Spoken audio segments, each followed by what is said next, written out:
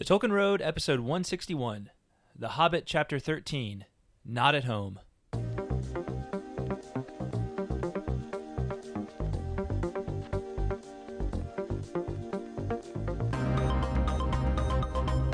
Oh yeah.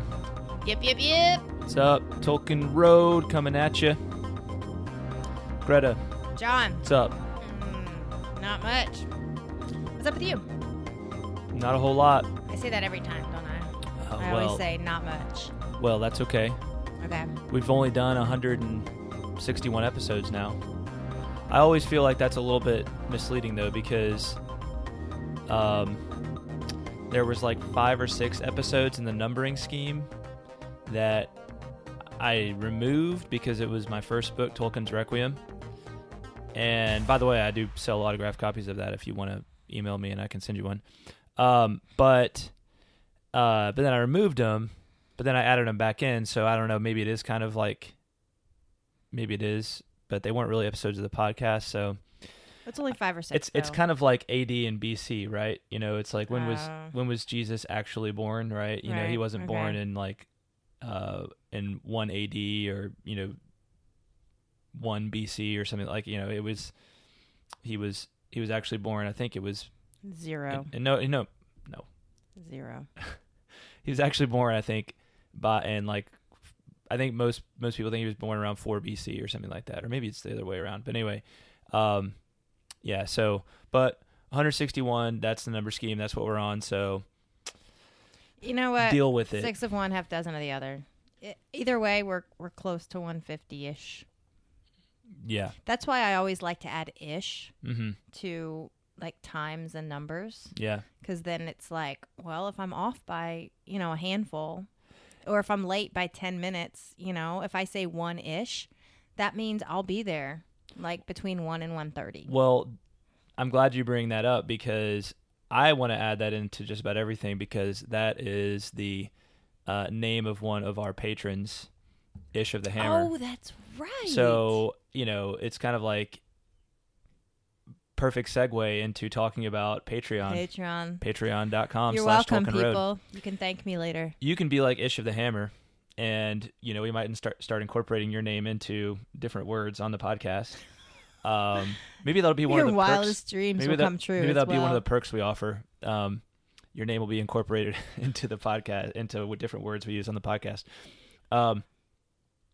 But speaking of patrons and Patreon and those sorts of things, we have a new patron. Special thanks to our newest patron, Brendan Corkery. Thank you, Brendan. Yes, thank you very much. You know what? Our patrons, one thing, so I'm trying to add in new stuff, right? Like new perks and everything, because we appreciate our patrons and, and we want to deliver. We want to deliver little bonuses, good, cool stuff to people. We want to not just say we appreciate you. We want to show you that we appreciate you. Well, and I do think like trying harder to do the podcast more often is one way of showing our appreciation, especially for those who support us, financially. But out of the abundance, I'm just very grateful for those who indeed financially support us, and so that's kind of an abundance of gratitude out of the overflowing heart. I want to give more, give back more. Yeah. The world would just be a better place if people operated like that. Absolutely. Right. Yep. More story. often. So. Yep. So don't forget to head on over, like Brendan did. Head on over to patreon.com/TolkienRoad. You can also just go to TolkienRoad.com and find the button that says donate. But don't forget to pledge $1 or more per episode, and you can set a monthly limit when you do it in case you don't want to, you think we're going to load in like 20 episodes in 1 month and you're going to end up, if you pledged like $20 and you're going to end up owing $400. We're not, you don't have to do that. You can just say like, you could say like, I just want to give you guys $20 a month, and you could say $20, 1 episode, right? That's cool, right? You could do $3.69 because that's your favorite number, and then do it 3.69 times per month. And you're making my brain hurt. Well, I actually think it has to be a specific integer if you're going to do it like, So that was all pointless. Well, you could do 3.69 and then do it 3 or round up and do it 4 times per month. Right. I see that the dollar amount doesn't have to be a whole integer. Right. But the number of times needs to be a whole integer. Integer. That's kind of a hard word to say. It is kind integer. of a hard word to say. I think you were saying at first it sounded like you were saying integer. Integer. I probably was because it's a hard word to say. Integer. But anyway. Integer. All right. This is not a podcast about words that are hard to say. Are you kidding me? Oh, true. Okay. I stand corrected. Touche. Yeah, really. Wait, isn't that... you know what? We actually... corrected. That's a Vampire Weekend song. You know what I'm going to do? I'm going to find the original... Because, okay, here's the deal, y'all. We're a little bit late recording this episode because we sat down to record it. Was it Thursday or Friday? I think it was Thursday last week. And, man, it was one of the best episodes ever. Seriously. It was going so awesome. We were doing real good. We were just nailing it, right? And boom, power flashes. And dumb me, I don't have a backup power supply to my computer, so we lost 30 minutes of an episode. But I have my backup recorder, and so we have that. So I think what I'm going to do as a little treat for our patrons is upload that outtake, just call it like an extended outtake. That's cool. So they can listen to that, that little outtake we did. It was good. Yeah. We were feeling it. I was like, I was kind of bummed when the power went. I mean, I would be bummed no matter what, but like, I don't know but I got my handy power supply in here, so knock on wood, the power's not going to go out or anything like that. But yeah, like it should let me at least save before the battery runs out. Before it all goes out. Okay. Right. So Well, that's a great idea. Our patrons get the outtake. Yeah. That's cool. It's like an extended... It's like a bonus scene. Don't hold me to that. I gotta double check and make sure it actually is on the backup recorder, but I think it is there. It should be there. Yeah, so and if you can't support us on Patreon right now, that's okay. We still appreciate you, and you can show your appreciation for us by going over to iTunes or your favorite app and giving us a rating there. Those 5-star ratings are a great way and an easy way to help get the word out about the Tolkien Road. And if you want, you can always say something really nice about us. Yeah. So we would love it. Absolutely. All right. Time to talk about check in with our friend Latron Prime. Latron. Good old Latron. Latron has been quiet, very quiet lately. Yeah. And since March. And that's a bit disconcerting. Yeah, you think that the tweets would be coming more frequently. Maybe they're gearing up for some big reveal here soon, but we're supposedly getting closer to the date when this show's actually gonna launch. We're gonna know a lot more and all that sort of stuff. However, I did want to share this tweet from the OneRing.net, which is a big big Tolkien fan site, like maybe one of the original Tolkien fan sites. They kind of summarized where we are as far as what we know. Okay. With regards to the show. With regard to the upcoming Amazon Middle Earth TV show, that from what we understand is going to be taking place involving Numenor and the Second Age, right? Right. Wait, where did the thing about young Aragorn go? Okay, so here's what the tweet said. Let me just read the tweet. All right, quick hits. This is, again, from the OneRing.net Twitter account. Originally, young Aragorn between Hobbit and Fellowship of the Ring. That's number 1. Next bullet. New writers hired with 0 produced films, TV experience. Okay? Number 3, Amazon exec who made Lord of the Ring deal leaves company. Number 4, Amazon says, welcome to the Second Age. Number 5, Game of Thrones writer offered Lord of the Rings. Number 6, by contract must be filming this year. So, that's kind of the, maybe a summary of the important stuff that we know right now. So, I don't know, but it seems like there's some churn, some uncertainty associated with this TV show. And this is a huge financial investment for Amazon. Now, Amazon is one of the biggest companies in the world, so they have all kinds of money to throw at it. But I mean, I think it was $250 million was spent on the rights to be able to do this TV show. The rights alone. Yeah. So they're going to do something. Yeah. They're not just going to say, psych. Well, and by contract, they have to start filming this year. Now, I'm sure for that price tag, they can go back and renegotiate if they really need to. But, I'm not one of these. I don't have my finger on the pulse and understand the ins and outs of all that business. So all this is to say is there seems to be a lot of uncertainty around what's going on. So your question about young Aragorn, that was the original rumor. I don't think there was ever any like confirmation that it was going to be about a young Aragorn. Okay. And I was like, I didn't want to see a TV show about young Aragorn. So, like, and maybe one of these days, but not right now. Like, because then it would feel like they're continuing to spend all of their time in this one era of Middle Earth history, which is one of the, like, obviously it's hugely important because it's the Hobbit and Lord of the Rings era, but it's like we would already kind of know what happens, right? Yeah. We would know Aragorn like survives. If you know the right? Everybody knows Aragorn already. Right. If you've read the trilogy and seen the movies, like Right. Now we already do know like about the history of Numenor and that sort of thing, but we don't know a lot. Like we know the big points from Akalabath and some other stuff, but really it's this vast time period, and we know it's a tragedy, but there's very few characters that we know in detail, and I'm guessing you could even come up with new characters that like we wouldn't know whether they live or they die or whatever. You're talking about the Second Age, right? Yeah. So, and all that is to say, like it's not. I was excited to hear they're doing a different age than like late in the Third Age in the era of the War of the Ring, right? Now, is the Second Age part of the Silmarillion? It's Akalabath. It is Akalabath. Right, okay. yeah. Did you already say that? Yes. Sorry. Yeah, that's okay. For a second. Okay.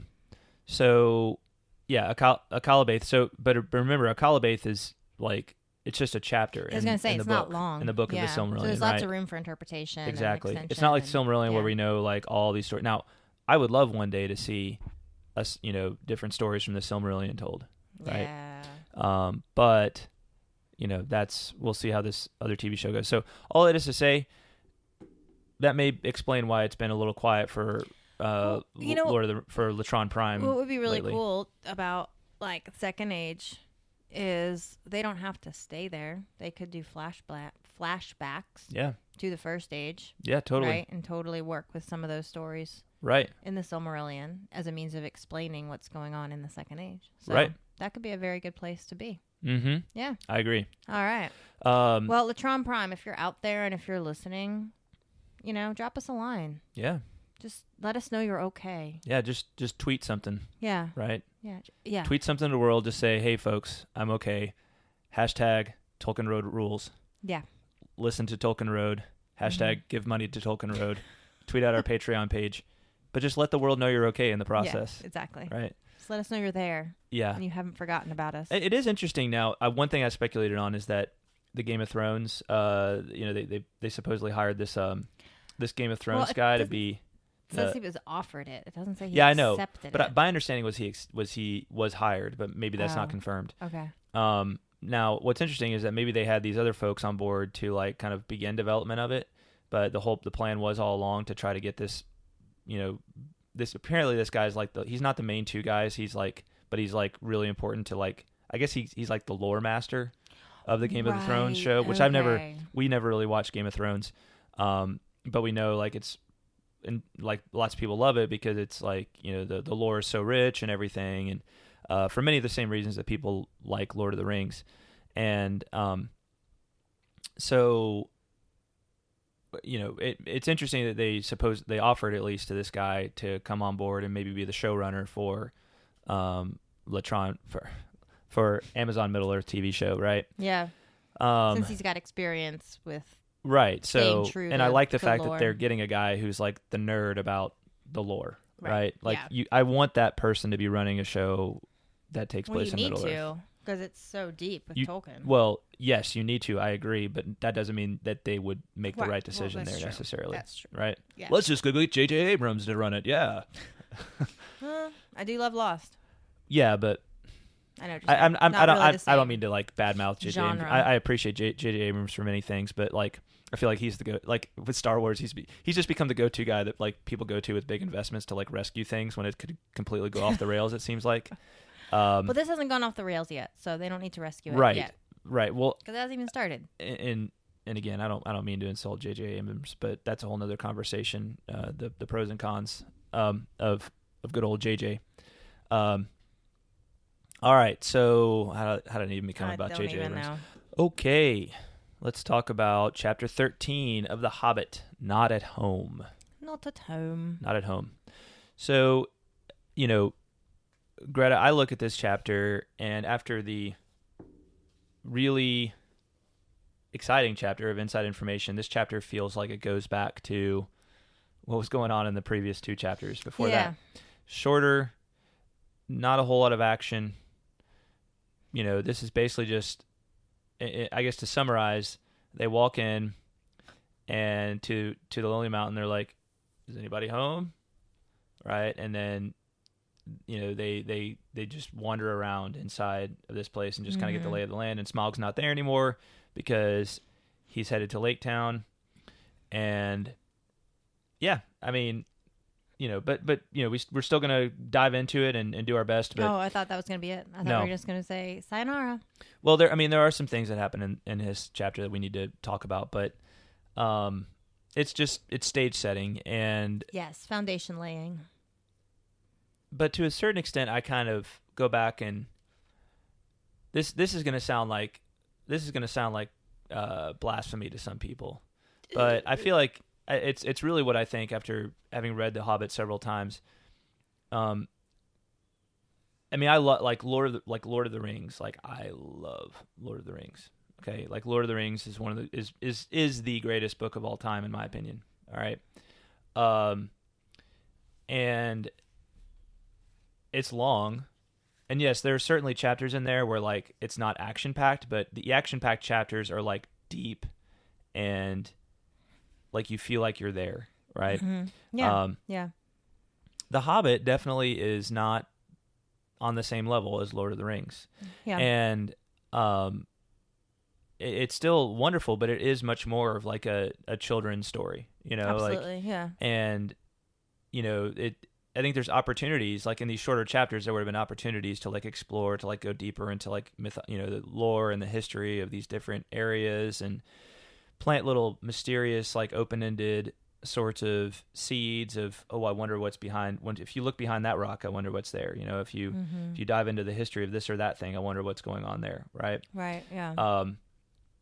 But even there, like that's what he would do in the Lord of the Rings, but not necessarily here. And so I don't think it's going too far on a limb to say like, Tolkien was still getting his bearings as a storyteller, I think, even when The Hobbit. Now, there's so many good things about The Hobbit, and overall, it's great. But I think this, along with the other 2 shorter chapters that, preceded Inside Information, kind of show that either his editor wasn't, like, taking too close a look, or that maybe they were a little rushed to try to get this book to press or something like that, And I don't feel it's insulting to say that. I don't feel like it's insulting to Tolkien to say that because I know he himself wasn't always like I don't think he felt like The Hobbit was like this, great perfect book. No, right? And we've said before that. Yeah. I mean, doesn't he said something in his letters that? Yeah, that kind of indicates if he had the opportunity, he would have gone back and rewritten it. Yeah. In more of the style of Lord of the Rings. Yes. But again, he was writing this for children, right? So, you got to keep that in mind. To a certain extent. Again, we don't want to. Again, I think when On Fairy Stories came out just shortly after The Hobbit did, and that he deals with the whole idea of like writing stories for children, like nursery tales versus like right, yeah. So I don't think it was entirely for children. I think there were many things that he, even after he wrote the book, like it's like The Hobbit was a book that he wrote in order, and upon writing it was like, here's where there were good things about it, but here's where I really didn't do what I want. I mean, I think it was just a transformative work for him. Mm-hmm. You wouldn't have Lord of the Rings if you did not have The Hobbit. Exactly. Yeah, I was going to say it's a stepping stone, right, to the Lord of the Rings. And so anyway, it's just interesting to reflect on that with as we hit a chapter like this where there's not as exciting and not as much going on. Right. But all that being said, you do need like little pauses now and then. Mm-hmm. Totally. Because if it's just action all the time, then you don't really appreciate the action. Right. Because you need the downtime to appreciate The exciting times. Word. Yep. So, let's talk about what the specifics of the chapter. Yeah, so let's do it. Where we left off last time, they were in. They had just gone into the little entrance on the doorstep, and they were all huddled in there. They just closed the door because Smog was attacking from the outside, and they just barely escaped his attack by shutting themselves in. Which was Bilbo's idea. And now they're kind of trapped, right? They're in this, little passageway, right? Yep. In the dark, and they got, and they can't get out the other way now because they can't open the door, right? So, so they're, for all intents and purposes, they're trapped. They only have one way to go, and that's into the mountain towards the dragon's lair. Right, where the dragon's lair. I just want to say that I'm like, this chapter got me super annoyed with the dwarves, and like especially Thorin. He is not like, I don't know if he's like breaking under pressure or what, but he is not like the kingly leader that I expect. Yeah. That I want to see. Mm-hmm. I mean, here's my case in point, right? At the beginning of the chapter, Thorin spoke. He says, "Let us try the door. I must feel the wind on my face soon or die. I think I would rather be smashed by Smaug in the open than suffocate in here." I'm like, Really, dude? Like, really? Is that the kind of example your people need right now? Yeah, you're right. Now, to be sure, to be like stuck inside of a, little narrow place can get pretty terrifying pretty quickly. Oh, absolutely. But I mean, like, that's the kind of information you need to keep to yourself when you're a leader. You know what I'm saying? But what's interesting is that he definitely could have done a better job as a leader. He could have, but what's cool about that though is that it really sets the stage for Bilbo to shine once again. Right. So that could very well be the point of it. But I was just like, I found myself rolling my eyes quite a bit at Thorin in this chapter. Well, and of course they aren't able to open the door, and so they're like, "We're trapped. This is the end. We shall die here." But Bilbo feels a strange lightening of the heart, and he says, his little thing, "Third time pays for all," as my father used to say, right? So he decides he's going to go down to the tunnel once again, and so he's going to risk the fact that there might be a dragon down there waiting for them, and good for Bilbo. And take his chances, right? Which is really, I mean, eventually they would have come to that anyway because they're not just going to sit there and die, right? Right. But yeah, I guess they're just too panicked right now to think clearly, and Bilbo's the first one to think clearly. Yeah. Right. And so they all decide to go by to follow him, and to be sure, Thorin is the first one to go by Bilbo's side. That's true. Starting to redeem himself a bit, maybe. Yeah, Thorin's not perfect. But I want him to be perfect. Well, I want all of my leaders to be perfect. Yeah. In a perfect world. All right, so let me turn you up a little bit. Make sure people can hear you. Jeez. First I'm talking too loud, and then I'm talking too soft. I know the little marker thing there wasn't... I just talk loud. My voice is louder than yours. I don't know. Yeah. It's weird. Okay. Yeah, so they head on down into the lair, right, through this passageway. Bilbo is the first to go. He, of course, slips on his ring and heads on in. And it's just completely pitch black, right? Extremely dark. Have you ever been in those situations where it's We've talked about this before. Yeah, we have. Yeah. Have you been in that kind of situation before? Yeah. Pitch black? I remember being in caves where, like, on a tour, and the tour guide is like, there's lights, but then for like a brief, minute, they'll turn the lights off. Right. And they'll tell you to put your hand in front of your face. Mm-hmm. And you can't see it. Right. Like, you just can't even see your hand. That's like maybe just a few inches from your face. Mm-hmm. So yeah, I feel it's pretty unsettling. We just watched the Desolation of Smog, and I feel like it would have been cool if there had been at least some sense of like how dark it was. Yeah, because it's you like don't get that sense. It's obviously there's some kind of artificial lighting going now. I know why they did. I know why they did that, but like maybe it just starts out dark and then gradually gets lighter. Well, and then Smaug like shows up, and then all of a sudden he gives off light, and it illuminates the the whole place or something like that. Right. Yeah. Oh man, that would have been cool. It would have been cool. Really cool. All right. So, and so Bilbo was wandering in, and he's like, he just thinks around every little corner that he's going to turn the corner and Smaug's going to be there waiting for him, right? But at least he has his ring. Right. And that's something that the dwarves don't have. So maybe I should be a little easier on the dwarves since they don't have invisible magic rings to fall back on. Right. So, yeah, It's still scary, though, to think you're going to come face to face with a dragon, whether you're invisible or not. Right. So he keeps wandering in, no sign of Smaug, and he's asking for light. And as he enters further in, he sees a twinkling gleam.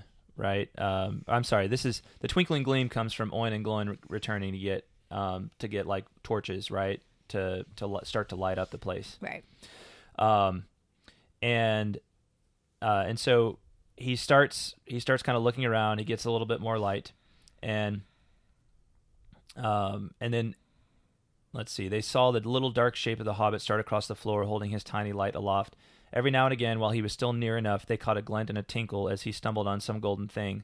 The light grew smaller as he wandered away into the vast hall. Then it began to rise, dancing into the air. Bilbo was climbing the great mound of treasure. Soon he stood upon the top, and it still went on. Then they saw him halt and stoop for a moment, but they did not know the reason. And he discovers the Arkenstone, the heart of the mountain. Yep. So Bilbo guessed. And it was a guess from Thorin's description, but indeed there could not be two such gems, even in so marvelous a hoard, even in all the world. Ever as he climbed, the same white gleam had shone before him and drawn his feet towards it. Slowly it grew to a little globe of pallid light. Now as he came near, it was tinged with a flickering sparkle of many colors at the surface, reflected and splintered from the wavering light of the torch. At last he looked down upon it, and he caught his breath. The great jewel shone before his feet of its own inner light, and yet, cut and fashioned by the dwarves who had dug it from the heart of the mountain long ago, it took all light that fell upon it and changed it into 10,000 sparks of white radiance, shot with glints of the rainbow.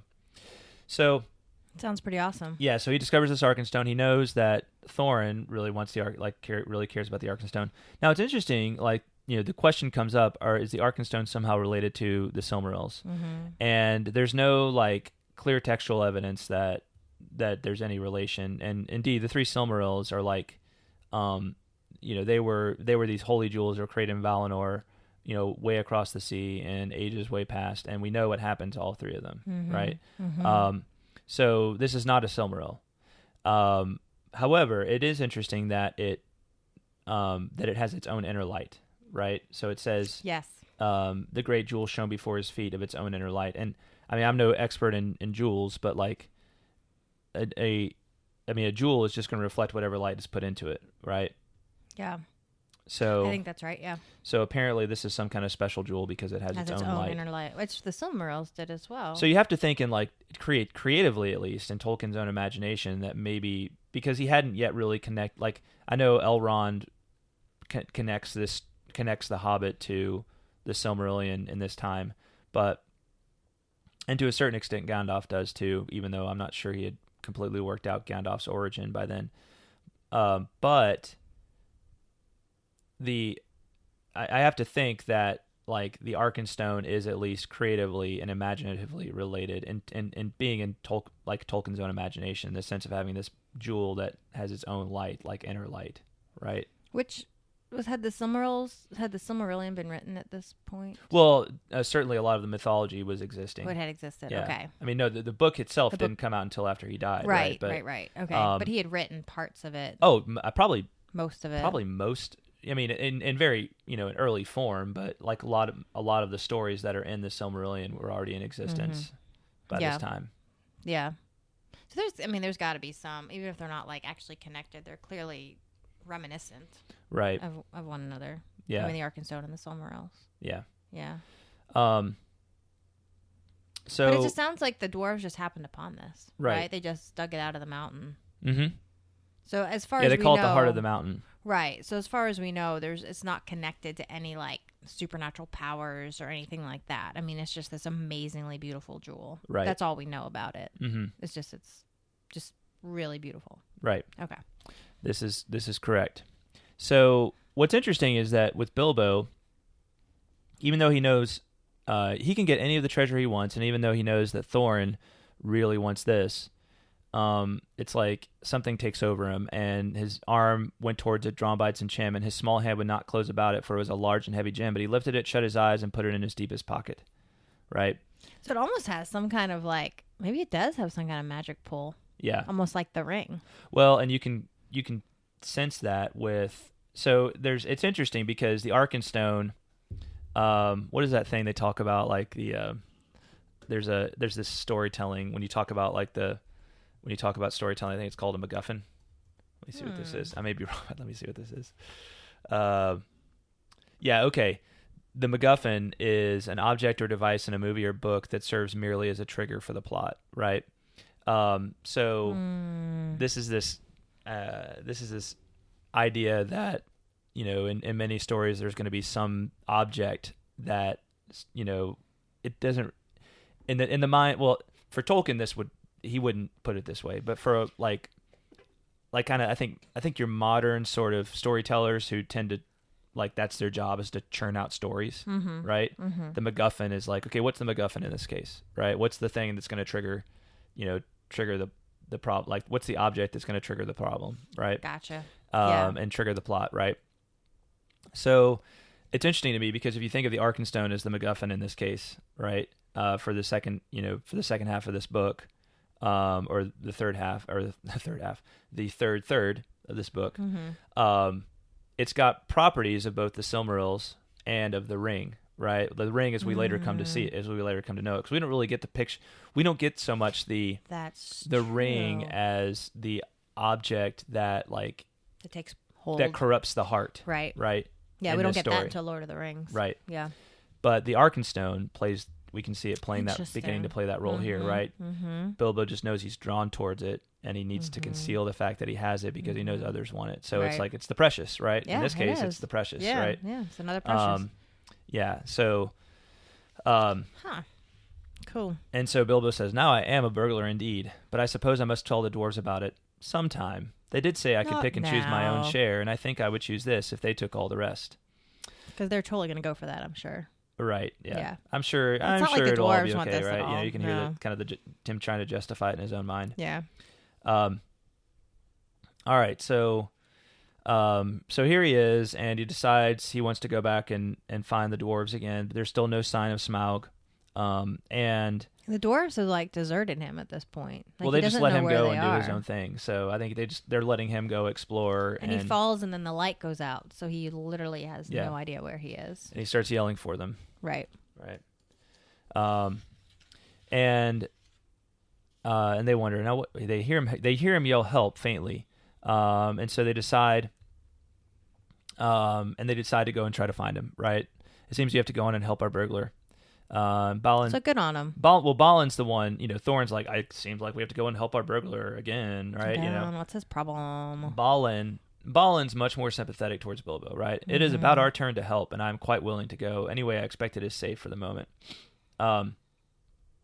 So they go, they find him, and so, the dwarves get, it says, like, especially like Fili and Kili were in a merry mood, because they find all their treasure, right? They're like, oh, we have all of our treasure back. Wow, this is so wonderful. So, dwarves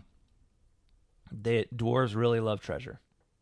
Yeah, and so they start gathering the gems, stuff their pockets. And it says that Thorin was not least among these, but always he searched from side to side for something which he could not find. It was the Arkenstone, but he spoke of it yet to no one. Right. I thought we knew about the Arkenstone before this chapter. Did we not?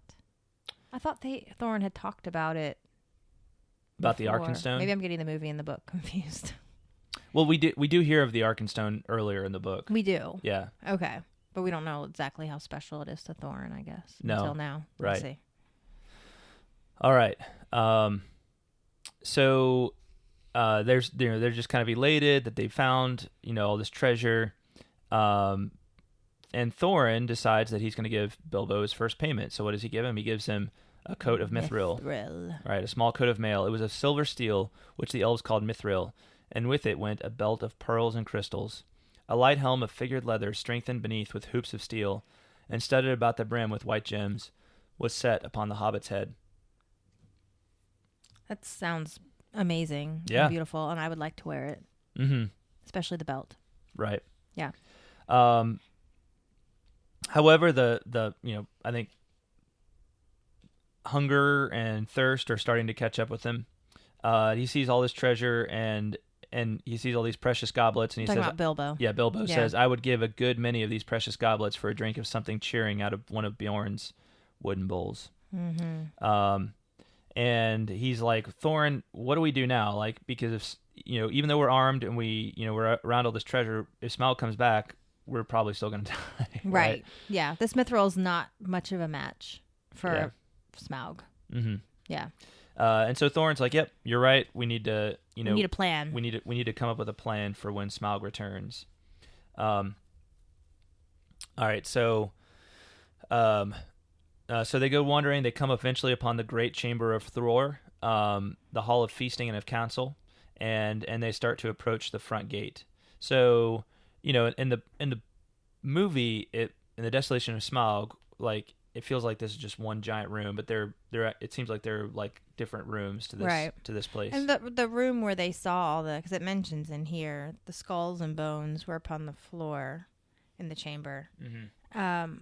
And so I think in the movie, they showed that pretty well. They showed that to be a separate room where all those skeletons were. Right. Remember? Mm-hmm. Yeah. So, so they did at least, I think, separate that part out. But anyway, yeah. Right on. So thrilling. They stuff. Come, yeah. Skeletons and it's skulls. like, and then they went to the next room. And yes, then they went to the next room, and they come upon the front gate, right, which was the thing they first saw when they came up, and they're like, well, we're not going in that way. Right, but that was their plan because they realized that was their only way out now. Right, was through the front gate. Mm-hmm. Yeah. And they come to the front gate. They start seeing a little sunlight start peering in, and they realize that also this is the source of the running river, right? Right. Well, the dwarves already knew that, but then Thorin announces it, and it leads to the front gate. Right, and then they can see the ruins of Dale out there as well. So, yeah. So they get out, right? Mm-hmm. The front gate. We do find out that two nights and a day had gone by since they had locked themselves in, and Smaug had smashed the door. So no wonder Bilbo's so hungry, right, and thirsty. So, but there's still no Smaug. They still still no have Smaug. not come across him. Yeah, Bilbo says that he responds that won't be till Smaug's dead. Thorin says something, and then Bilbo responds, that won't be till Smaug's dead. In the meanwhile, where is he? I would give a good breakfast to know. I hope he is not up on the mountain looking down at us. And that's like, they all kind of look up and like, ooh, yeah, I hadn't thought about that. Yeah. Thanks for the mental image. Right. Yeah. Well, I think they've kind of let down their guard probably a little bit.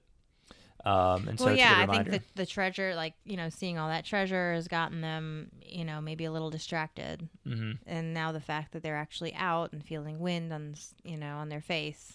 Yeah. It's probably feeling like they're doing okay. Yeah. Yeah. So, the chapter really ends on kind of this note of where is Smaug, right? They don't know where Smaug is. Of course, we have a better idea.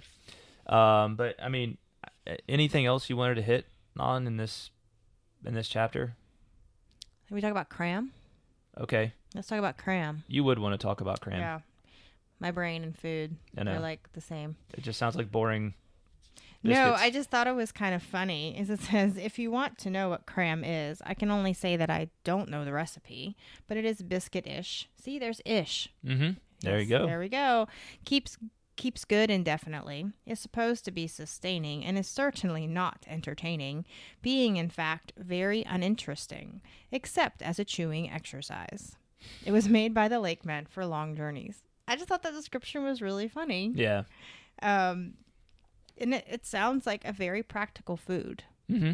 And it sounds like it could be almost like the human version of lumbus, maybe. Maybe. So that's why it's clearly not as good, right? But because it's made by men and not elves. But But anyway, I just thought it was funny. Mm-hmm. It's certainly not entertaining, being in fact very uninteresting. Right. Except as a chewing exercise. Yeah, it is. It's like poor man's limbus. Exactly. Right. Poor human man. Right. Limbus. And if you ever need to exercise your jaw or maybe sharpen your teeth, right. Cram. Get you some cram. Right. Yeah. Cram in the cram. Yeah. But it's a good thing they had it. I mean, it's better than nothing in these circumstances. True. You gotta have sustenance. Yeah. All right. Well, that was exhilarating. Thanks for taking us on that detour. You're absolutely welcome. Greta. Anytime. All right. Especially if it's about food, I'm more than happy to talk about it. We did our episode on Desolation of Smog, and I have to say, like, I know, Lord of the Rings films are, I think, with Tolkien fans generally more popular, like with kind of the hardcore, like, well, you didn't include this part kind of fans. The Tolkien geeks, I think the Lord of the Rings films are a little more palatable. And then when it comes to The Hobbit, I hear a lot more, a lot more naysaying for those films, right? For the Hobbit films, and I understand why. I understand the main complaints about those films. But again, I have to say that, like, I really enjoy, like, the dwarf, even though it's completely not in the Hobbit book.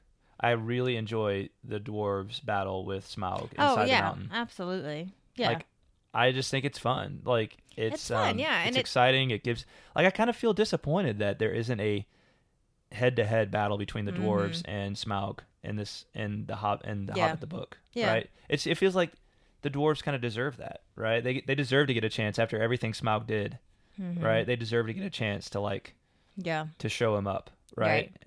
And be like, and get their vengeance. Yeah, I totally agree. And even though it's not in the book, it still doesn't change the plot. I mean, everything else still works well with that being inserted, and it adds some excitement that's lacking in the book. Right.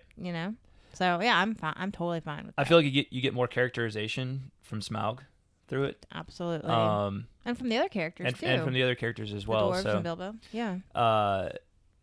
Yeah. So I have to say, like, I think that's something that the Hobbit movies have going for them. Now, again, like, I don't think you really needed 3 films to do all of it. But yeah, 2 would have been plenty. I agree, but I think that in the end, it's a really fun, like, I think that particular sequence is a lot of fun. Yeah. And yeah, I agree. As opposed to doing this chapter, like, verbatim, would have been. It would have been super boring. Yeah. And this is not the first chapter like this that we've had. Right. So now as we're getting closer to the end of the book and I'm realizing how many not exciting chapters there are, I think I can cut Peter Jackson some slack in what he did. It's like the barrel riding, right, in the movie. Like, I know that's not in the book. Yeah. But I think it's fun. Like, it is fun. And it doesn't detract, Yeah. Yeah. Now, I know there are people out there who probably will have an argument as to why it does. And probably. But, like, it just depends what you're trying to get from the movie. If you want an exact, like, replication, if you want to be able to watch the movie and feel like you've actually read the book, then that's fine. I would love to see at some point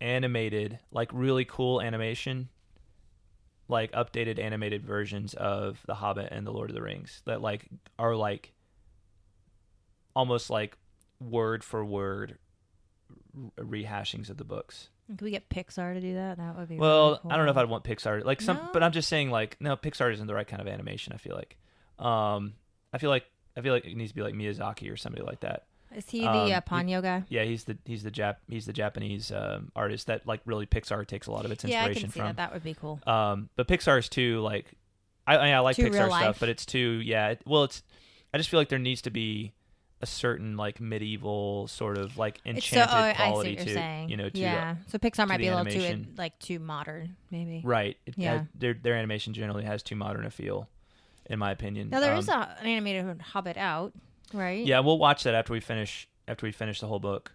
And when was that made? I think the 70s. The 70s. Okay. Yeah. It's got.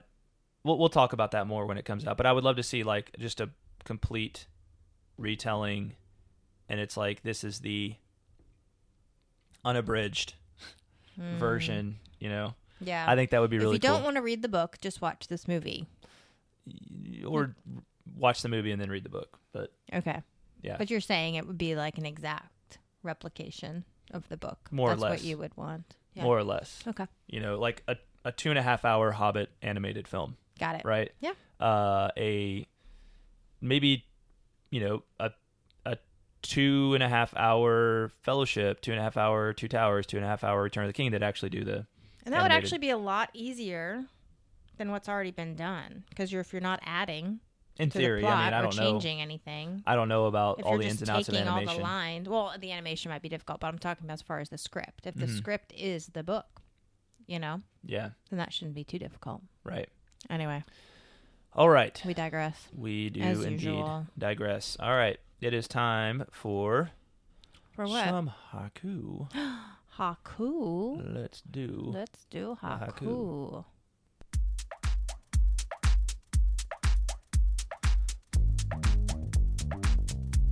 Here we go.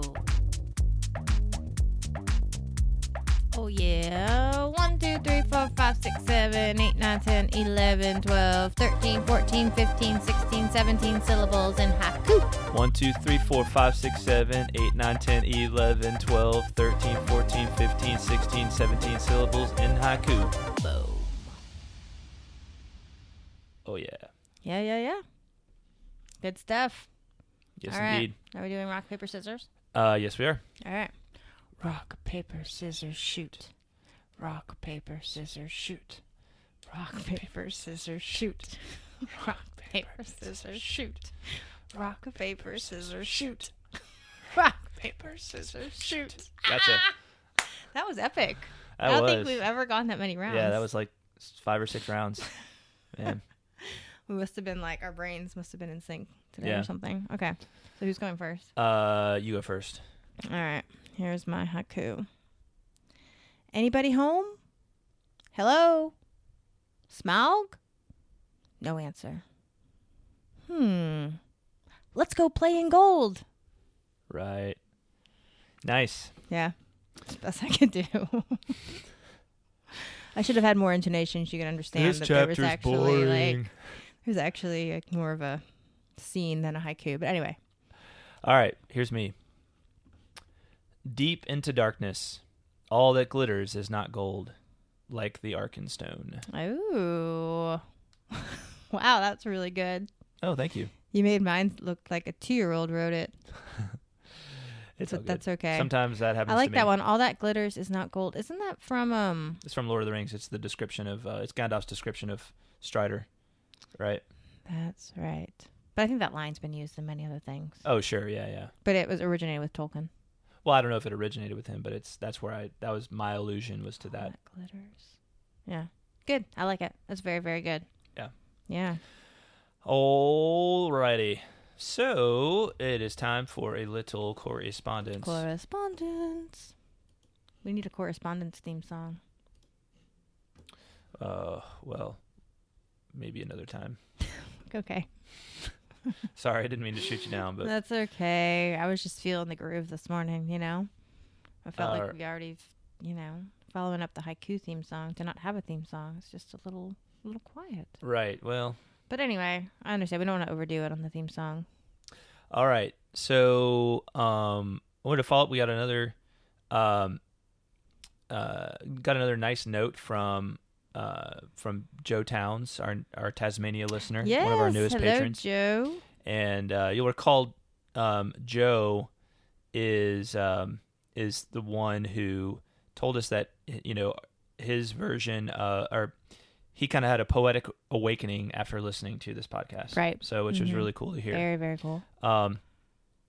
So I actually might save, because we got a lot from Joe, I might save his poem until our next episode. But I wanted to mention what's neat is that one of the other things about Joe is that his son Elijah actually was the one who found our podcast and then told his dad about it. So very cool. So that is cool. And Elijah sent us a note and just shared a little bit about himself and reading the Silmarillion and those sorts of things. So really cool. I thought it was funny. Elijah, I think he corrected our pronunciation on the word the Phial. Oh, the thing that Galadriel carries with light in it. Well, not Galad. She gives it to Frodo, and then Frodo carries it. That's right. Right, right, with the light. And then Sam gets a hold of it eventually when Frodo gets attacked. But they use it in the Shelob's lair. Yeah. I was pronouncing it as feel, right? Like the word Feel, right? Mm-hmm. But the actual correct pronunciation, and I verified this, is actually file, right? Like File. Okay. Oh, file. But so Elijah, I'm always open to correction on pronunciation, especially when it comes to the world of Tolkien. Mm-hmm. Because words are important for Tolkien. Absolutely. Philologist. And it's awesome that you found our podcast and that you enjoy it so much. You told your dad about it and that you all have good conversations kind of stemming from it. That's really cool. Yeah. I want to briefly defend my pronunciation and give an explanation for why I maybe overpronounced. I think I overpronounced it. Okay. Right? Mm-hmm. Okay. So I'm thinking, how would Tolkien have had one of his characters pronounce this? And I feel like the IA, right? Mm-hmm. Like you think of Galadriel, right? Okay. Eel, right? IEL, right? Mm-hmm. When the I comes before another vowel, I feel like it's like an E sound, right? Even if it's an A, not an E? Right. So, again, I'm not necessarily saying that Tolkien would have pronounced it that way. I'm just saying, like, it's an unusual word. Mm-hmm. It is. And I'm thinking to myself, like he could have just called it like a jar or something like that, right? Right. Or a bottle, right? Yeah. But he called it a feel, and so I thought to myself, like, maybe we're supposed to be pronouncing it feel. Right. I'll have to listen to like an audiobook version of it. It sounds a little nicer, because file makes it sound like it's, it should be kept it's a folder in a filing cabinet, not a beautiful glass jar containing supernatural light. I think I was actually thinking about that too. Like file sounds a little more common, Mm-hmm. But anyway, I really appreciate your note, Elijah. Yeah, and, it's and great please, hearing from you. We do we want to be corrected. Like when we maybe get things wrong. So, and there's a lot of opportunity to get things wrong in the world of Tolkien. Yeah. So totally. So we appreciate you, Elijah, and we're just thrilled that you and your dad are listeners, and hope things are all good and well in Tasmania. Mm-hmm. Yeah. Yeah, it's awesome that we have Tasmanian listeners. I love that. Right on. Yeah. All right. Let's see here. We also had a note from one of our other newer patrons, Ty Miller. And Ty had contacted me a while ago asking if I knew of any good family trees for like the Valar and for the Ainur. And he says he sent me some that he'd found. I don't think they're exactly what he was looking for, and I think he wants to do his own, like kind of sketching on paper. But so he says, so I've not taken the task of doing it myself yet. Still a possibility. I know you said to pass along any and all I found. I have yet to double check each of these, but these seem to be the most recent and amended for correction ones found. Hope all is well. So, so these are very cool little family trees, and now I'd love to post these, or at least links to these on on the website. So Ty, if I don't know if it's possible for you to send me the links where you found these, because I don't want to necessarily like use them on my own website without permission from the people who created them. So I'd probably link to the original pages, or at least contact the artist to see if they'd be willing to let me post them on my own site. So appreciate you sending those along, Ty, and be on the lookout on the website in case we're able to get those posted. It'd be really cool is if Ty made his own family tree and then he gave us permission to like put it on a t-shirt. Yeah. That would be really cool. Definitely. Like on the back, and then it could say something about the Tolkien Road on the front. Right on. Yeah. All right. Let's see. So, where we got something else? There was something else. Here we go. Our buddy Ben, he just said, "Hey guys, just watched the latest episode. Bladorthan was thought to be the elven king of Dorwinion by most fans. Dorwinion is the land southeast of Dale, and east of Dorwinion is the lands of Rune." So remember we talked about this Bladorthan. I think it was in the last Hobbit chapter or the chapter before that. This Bladorthan character, is mentioned, and there's no I don't think there's any direct connection in Tolkien's own words to who it was, but there's speculation on who it might have been, and that's what he's sharing with us. So cool. Thank you, Ben. Yeah, thanks a lot, Ben. Always good hearing from you. Totally. And let's see here. I think that's pretty much all we wanted to share today. Now, Sharon, who of course did our movie episode recently with us, all the way from Australia. She sent pictures of some of the things in Hobbiton in New Zealand. So this is something from the Green Dragon, really cool. I'll reach out to Sharon and see if I can share these on the website. Oh but man, just look at that! Some really really neat pictures cool. of different things that you can see, and I think this will probably make people want to go and visit. It's making me want to go visit. Right. That's for sure. Right. Wow. Almost paradise. We're knocking on heaven's door. It's awesome. It is awesome. Yeah. Wow. I love that. So Very, thanks for very, sharing very that. Cool. Thanks for sharing, Sharon. Yes. Thank you, Sharon. All right. Sorry. All right. That's about all we have for today. Yeah, I think that's a wrap. Mm-hmm. All right. Thanks again to our patrons. You all rock. We got Al Taylor, Andrew Herbert, Andrew Thomas, Aja Veneer, Bethany Engler, Brendan Corkery, Brian Orr, Kat Lane, Chris Loftus, Chuck Farnung, Daniel Delaney, David Bigwood, David Dickinson, Emilio Perea, Eric Bissett, Hunter Johns, Ish of the Hammer, James Applegate, James Lindberg, Joe Towns, John Rice, Josh Sosa, Lawrence McGowan, Margaret Lyon, Matt Scarrance, Robert Franks, Sarah Murphy, Shannon Stockbridge, Travis Lawheed, Ty Miller, Dr. William Hutton, and Zeke Farmer. You all rock. Mm-hmm. And please patronize us. Everyone else, please patronize us. Yes, right? TolkienRoad.com or patreon.com/TolkienRoad. And we appreciate all of our listeners, and we love hearing from you all. So drop us a line. Yeah, we do love hearing from you guys.